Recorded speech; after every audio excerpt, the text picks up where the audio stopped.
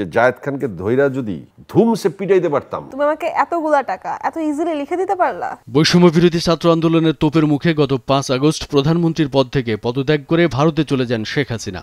হাসিনা পতনের আন্দোলনের সময় 2 ভাগে বিভক্ত হয়ে পড়েন বিনোদন জগতের তারকারা। শুরুতে পক্ষে থেকে অনেক তারকাকে সরব ভূমিকা পালন করতে দেখা যায়। সাহস নিয়ে রাজপথে নামেন কেউ কেউ, আবার আরেক দল হোয়াটসঅ্যাপে গোপন গ্রুপ খুলে ছাত্রদের দমন করার পরামর্শ দেন।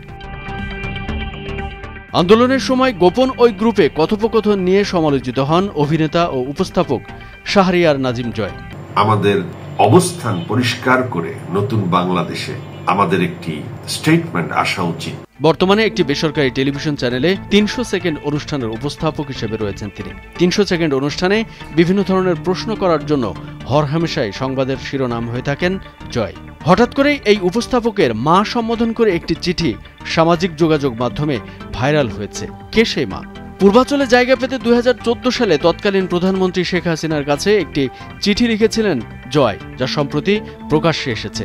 আবেদনের চিঠিতে হাসিনাকে উপমহাদেশের শ্রেষ্ঠ নেত্রী ও আদর্শ মা সম্বোধন করে তিনি লিখেছিলেন, আপনার সুযোগ্য পুত্রের নামের আরেক পুত্র শাহরিয়ার নাজিম জয়ের সালাম রইল আপনার প্রতি। আমি জয়, বাংলাদেশের একজন জনপ্রিয় নায়ক। আপনার দোয়ায় গত 17 বছর ধরে আমি বাংলাদেশের জনগণের বিনোদনের অন্যতম উৎস হয়ে আছি টিভি পর্দায় এবং সুস্থ চলচ্চিত্রে।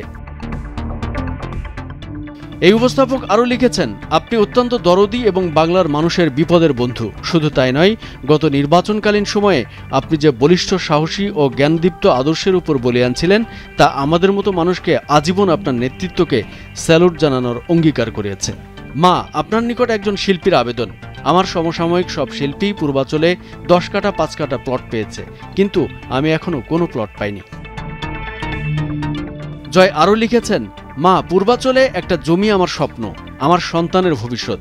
আমি আপনার কাছে আবদার করলাম, আপনি আপনার এই সন্তানের আবদার ফেলে দেবেন না জানি, ইনশাআল্লাহ।